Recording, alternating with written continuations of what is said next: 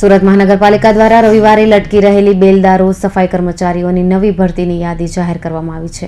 જોકે યાદી જાહેર થતાની સાથે જ નિમણૂક પ્રક્રિયા પર સવાલો ઊભા થઈ રહ્યા છે। ભણતર અને રૂપિયા ચૂકવીને નોકરી મેળવવાના આરોપો લાગી રહ્યા છે।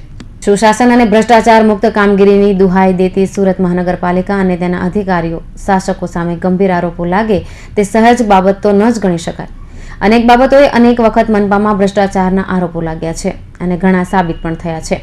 આ વખતે આવા જ ગંભીર આરોપો બેલદારો અને સફાઈ કામદારોની નોકરીની ભરતી પ્રક્રિયા મુદ્દે થવા પામ્યા છે। વાત જાણે એમ છે કે તાજેતરમાં સુરત મહાનગરપાલિકા દ્વારા સફાઈ કામદારો અને બેલદારોની ભરતી પ્રક્રિયા માટે આવેદનો માંગવામાં આવ્યા હતા।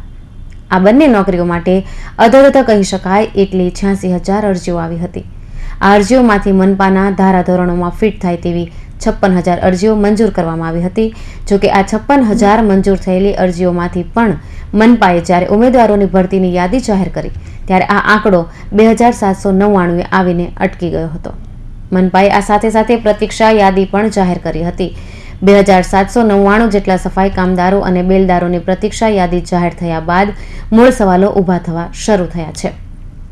આ નોકરી માટે ઈચ્છુક એક ઉમેદવારે ભરતી પ્રક્રિયા પર સવાલો ઉઠાવતા સુરત મહાનગરપાલિકાના કમિશનરના પીએને ફોન કરીને જે આરોપો લગાવ્યા છે તે ખરેખર ગંભીર ગણી શકાય તેમ છે।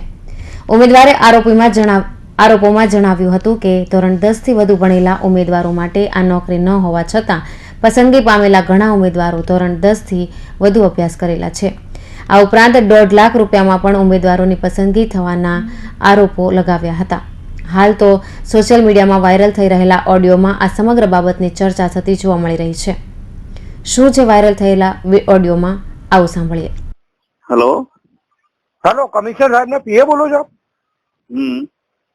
સાહેબ, આજે જે લિસ્ટ બહાર પડ્યું છે સુરત મ્યુનિસિપલ કોર્પોરેશન સફાઈ કામદારનું, એમાં આપણે જે જાહેરાત પડી હતી કે 9 પાસ હોય એને 10 પાસ હોય એને નહીં લેવાના, એવી જાહેરાત હતી ને કઈ? 10 પાસ ને નથી લેવાની। ઓકે, તો આજે મારી જોડે જે પણ લિસ્ટમાં છે એ લિસ્ટમાં અમુક કોલેજ કરેલા છે, અમુક 12 પાસ છે, અમુક 10 પાસ છે, એવા ઘણા બધા નામ હાથે મોકલો ને, નામ હાથે મોકલો ને, એના નામ ને બધા પૂછો ને। નહીં સાહેબ, તમે લોકો ડોક્યુમેન્ટ તમારા જોડે છે, હું નામ સાથે નહીં મોકલું, ડોક્યુમેન્ટ તમારા જોડે છે ને લિસ્ટ તમે બહાર પાડેલી। એમણે જે મોકલેલા હોય ને તેના પરથી અમે કર્યું હોય તો પછી વધારે પડે। નહીં સાહેબ, મને જયારે હું ને મારા મિસિસ જયારે આવેલા ને ત્યારે 1.5 લાખ રૂપિયાની માંગણી કરેલી, એટલા માટે હું કોલ કરું છું અત્યારે તમને કે 1.5 લાખ રૂપિયા તમે આપશો એટલે તમારું નામ આવી જશે એમ। મારું નામ વિજય કોચરા સાહેબ, હું પોતે વિજય કોચરા સાહેબ મારું નામ છે। અને જયારે અમે લોકો હું પોતે પણ મારું પણ ઇન્ટરવ્યુમાં નામ છે ત્યારે એવી માંગણી કરેલી કે અમે 1.5 લાખ રૂપિયા આપો એટલે તમારું નામ આવી જશે, એટલે હું તમને એટલે અત્યારે પર્સનલી કોલ કર્યો છે કે એટલા બધા 1.5 લાખ વાળા છે સાહેબ, મારે એટલું પૂછવું છે। કઈ નહીં, જે કઈ હોય છે તમારી પાસે જેને માંગેલા હોય તે તમે સાહેબ ને આવીને રજૂઆત કરો ને, જેને વધેલા નહીં માંગેલા નહીં સાહેબ, આ લિસ્ટમાં બધા છે, લિસ્ટમાં બધા ગ્રેજ્યુએશન કોલેજ કરેલા છે એમ, એટલે લીધેલા છે, એટલે મેં તમને અત્યારે કોલ કરેલો છે સાહેબ। ઓકે ઓકે એમ નહીં, ઓકે ઓકે નહીં એટલે શું એનો જવાબ?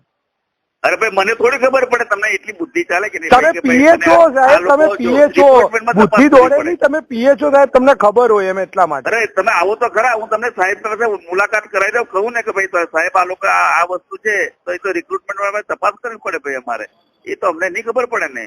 ઓકે સાહેબ, તમને અને કમિશનર સાહેબ ને નહીં ખબર પડે એટલે અમારે તમને કેવું પડે, તમને લોકોને નહીં ખબર પડે એટલે અમારે તમને કેવું પડે એમ સાહેબ? ના પડે, ડોક્યુમેન્ટ વધારે ડોક્યુમેન્ટ તો બધાના અમે ક્યાં ઘરે ઘરે તપાસ કરવા જતા હોય છે, ગયેલા હોય રિક્રુટમેન્ટ વાળા, તમે કોઈ નામ આપો તો તપાસ થાય ને, તો તરત બરતરફ થઈ જાય નોકરીમાંથી, તરત જ કાઢી મૂકીએ અમે। બરતરફ થઈ જાય સાહેબ, ઓકે, એટલે અમે તમને નામ આપીએ તમે બરતરફ કરી નાખશો એમ? હા, એ તો એવું જ થાય ને તો પછી। એટલે મારે એટલે જેટલા ટોટલ અત્યાર સુધીમાં કેટલું લિસ્ટ પડ્યું છે એટલું તો ખબર હશે ને સાહેબ તમને, કેટલા જણના બહાર પડે? નેટ પર જ મૂક્યું છે ને ભાઈ, નેટ પર એમ નહીં, નેટ ઉપર અમને તો ખબર સાહેબ, તમે મૂક્યું એટલે તમને તો ખબર હશે ને કેટલા જણ મૂક્યા છે એમ, કેટલા તમે જોઈ લો ને, જે છે તો તમે જોઈ લો ને। તમે એક કામ કરો ને, તમે છે ને કાલે આવી જાવ, હું ભટ્ટ સાહેબ પાસે તમને મુલાકાત કરાવી દઉં, જે કઈ હોય ને તે મને બતાવી દો, એટલે ભટ્ટ સાહેબ પાસે તમને મુલાકાત કરાવી દઉં। મારે સાહેબ મુલાકાત નહીં કરું, બસ મારું આટલું નિરાકરણ કરો કે ગરીબ માણસોને હેરાન નહીં કરો સાહેબ, મારું આટલું નિરાકરણ કરો. મારે કઈ મુલાકાત નથી કરવી કે કોઈ ભટ્ટ સાહેબ નથી. આટલું નિરાકરણ કરો કે આટલી તપાસ કરો કે આમાં કેટલા 10 પાસ છે, 12 પાસ છે, ગ્રેજ્યુએશન છે. બિચારા જે 8 પાસ ને 7 પાસ જે નથી ભણ્યા, જે ખરેખર 4 વર્ષથી તમારે ત્યાં કોન્ટ્રાક્ટમાં કામ કરે છે ને, એ લોકોને તો ખરેખર લીધા જ નથી તમે. 3 વર્ષથી આપણે જ્યાં ફેબ્રુઆરીમાં નાઇટમાં લીધા ને, એ લોકોને પણ તમે લીધેલા જ નથી. કાલે સાહેબ પાસે આવો તો મુલાકાત કરાવી દો. બરાબર, 4 વાગે આવો, 4 સાડા 4 આવો. બરાબર, એ તમે 4 સાડા 4 આવો, બસ આવી અમને મુલાકાત આપો ખાલી. મનપા કમિશનરના પીએ સાથે નોકરી ઈચ્છુક વ્યક્તિની થયેલી વાતો પરથી તો ચોક્કસપણે એવું લાગે છે કે સમગ્ર ભરતી પ્રક્રિયામાં ક્યાંય ને ક્યાંય કાચું કપાયું છે. અગાઉ પણ આ ભરતી માટે 1.5 લાખ રૂપિયાની માંગણી થતી હોવાની વાત મનપા કમિશનરના ધ્યાને લાવવામાં આવી હતી. ત્યારે કમિશનરે ચેતવણી પણ ઉચ્ચારી હતી.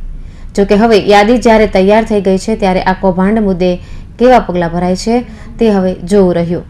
Bureau report, Hindi TV news, Surat.